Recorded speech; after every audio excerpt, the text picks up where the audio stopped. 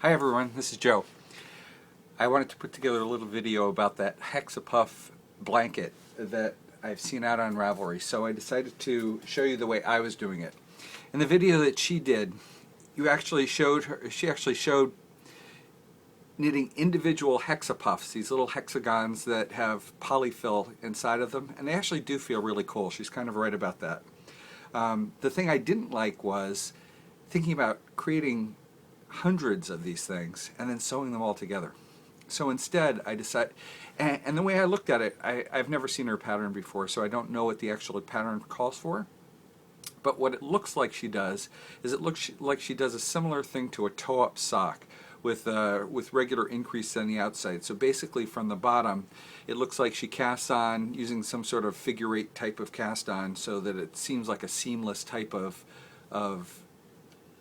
cast on there, and then she increases, and this would be the bottom obviously, but she increases as she goes up the diagonal on either side, just like you would for the toe of a sock, and then she increases in the same, or decreases in the same way, and then Kitchener's off at the top after she puts her polyfill inside.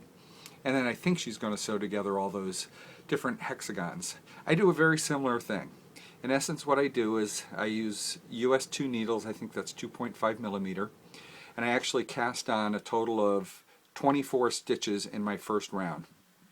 So I cast on 24 here, and then I increase 2 on this side and 2 on this side every other round.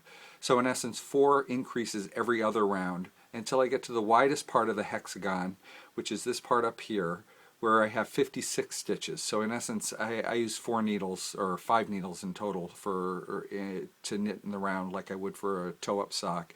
And in this one I have 14 stitches per needle.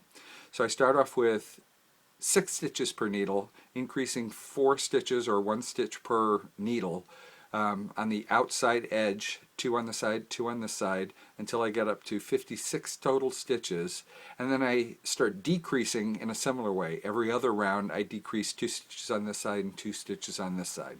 2 stitches on this side, so I don't cover up the hexapuff there. And I do that until I get back down to the 6 stitches. Basically what I did was I measured what 24 stitches is down here, and then I measured my row gauge to find out how many rows I need to be able to make this length in a diagonal, and how many increases. Obviously I'd need to do that if I increased every other stitch.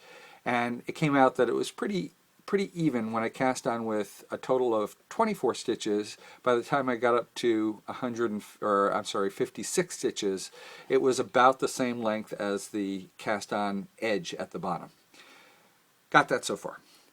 Again, so I didn't feel like I wanted to create these these figure-8 cast-ons and then Kitchener off the top of every one of my hexapuffs individually, nor did I want to sew together all those hexapuffs. So instead, I decided to create all mine in a row. And so I'd actually create one on top of the other. And in essence, the method I'm using both binds off the prior hexapuff and casts on for the next hexapuff at the same time. And that's the technique I'm going to show you today. Make sense? Okay. Here's what I have so far.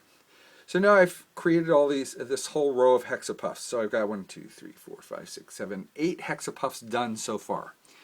And at this point, I've decreased down, like I talked about, until I got to the 24 stitches remaining. And then I just break off my yarn, leaving a length of yarn that I'm going to use to actually sew up the rows of hexapuffs together. So there's still going to be some sewing to do, just a little bit less hopefully. And what I've done is I've actually put the needles on, put the 24 stitches on 2 separate needles. So you can see that I have what I'm going to call the back needle, which is towards you, and the front needle, which is towards me. And then I've got my leftover yarn from the last hexapuff. Now I'm going to actually take, so I've got 2 needles here, and I'm going to take 2 new needles here and hold them parallel to each other while I do this next part. Now this next part is a little finicky when it comes to it, but it's a lot less finicky than if I actually have to Kitchener off. Some people don't find Kitchener at all finicky. I don't really either, but but this eliminates the need to Kitchener off and graft off the top part of mine after I've put in the polyfill. But I do find the figure 8 cast on, I do find that a little bit finicky. And so this kind of combines both of those into the same step and closes off and makes individual each of the different hexapuffs. So you're going to see how that's done. Now what I've done is, with the 2 needles, my waste yarn, my yarn from the last hexapuff, comes off the back needle, the one towards you, this needle here, okay? And what I'm going to do is, using these 2 needles and holding them kind of parallel to each other, and I'm going to try to get a little close here so you can see what this looks like. I'm actually going to use my front new needle to knit a stitch onto my new needle off the front of the old needle. Okay? So I've done the first of 24 stitches so far. And then using the new back needle, I'm going to purl a stitch off the old back needle. Okay? Sorry, again, this gets a little finicky and it gets a little bit hard to see, but I'm going to try to show you. So then I'm going to purl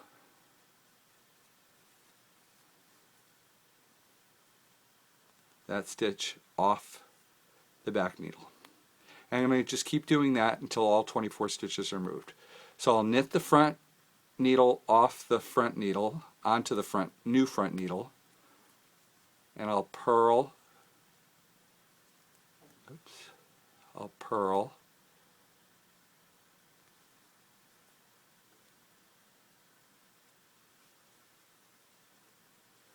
and so you see what you've got so far. At this point, I'm going to kind of intertwine those 2 needles. I've got 4 new stitches on the 2 new needles, right? And I've got the remaining 20 stitches on the old needle. And I'm just going to continue to alternate between knitting one off the front onto the front and purling off the back onto the back.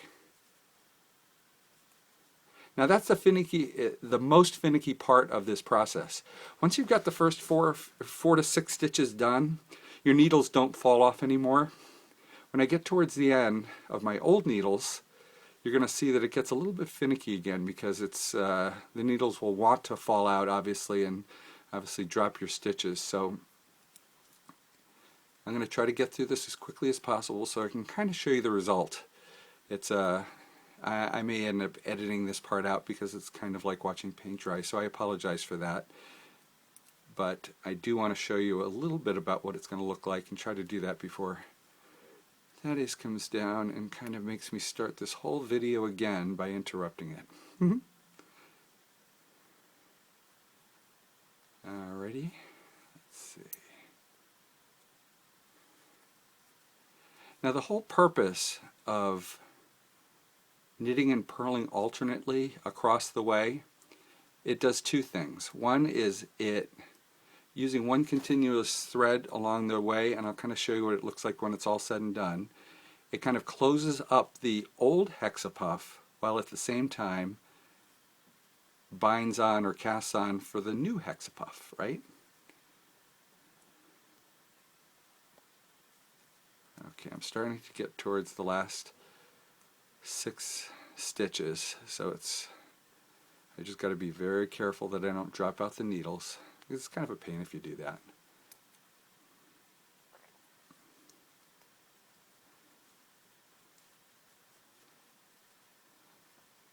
Alright, almost there.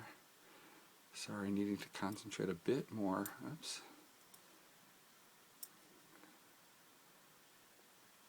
See, one of the hard parts is, since you have to have your yarn in front of one stitch for purling and in back of the stitch for knitting, kind of making sure that it's in front of the correct needle and behind the correct needle and all that other stuff. It's a little bit hard to coordinate 4 separate needles, since you're knitting and purling from 2 onto 2 separate ones, right? Okay, almost there. 2 more stitches to go. I'll show you what I got. I also do want to show you the first row after you've created this bind off cast on combination. Now, one of the things you may have noticed if you've kept a sharp eye out is I actually didn't fill my last Hexapuff with polyfill, and so as a result, the fact that I'm binding this off, it will be bound off without any polyfill in it.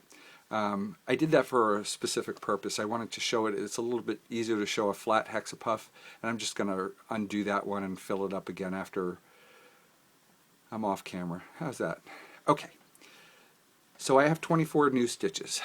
Now if you take a look at this closely, you're going to see that there's nothing, this is completely closed off because this blue yarn goes back and forth on the old stitches of the brown yarn in such a way that it closes that off and binds it off. Now one of the things you're going to see, and I'm going to turn the work around, this is my new yarn coming off this stitch. I'm actually going to pull that through these two needles. So I'm going to pull it up through so that I can start my, in essence, second row or second round of knitting, because I consider that cast on my first. And so since it's the second round, it's actually an increased row. So into my first stitch, now I'm going to be working all on the front needle, or what's front to me. I'm going to knit into the front and back of the first stitch for one, and then knit 5 more. 3, 4, 5, 6, for a total of 7 onto this needle. Then I'm going to start my next needle because I want to end up having total of, obviously 5 needles. So then I'm picking up my next needle, I knit the last 6, 1, 2, 3, 4, 5, and on the 6th one I'm going to knit into the front and back of the stitch again.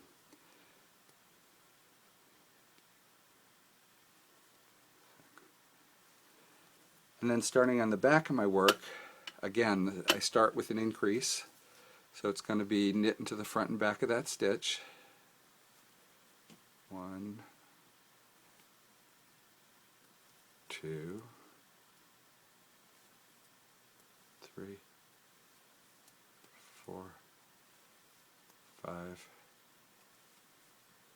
6, 7, and then, sorry, I have to get another needle for the last needle of my round, and then I knit 1, 2, 3,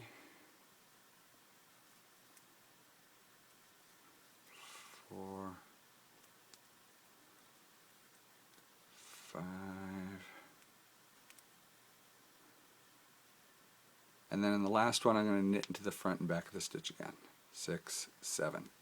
So what I've in essence done is created the first round, or second round in this case, by increasing into the first and last stitch of every, knitting into the front and back of the first and last stitch of the front needle and the back needle. So now I have 14 on the back 2 and 14 on the front 2, right?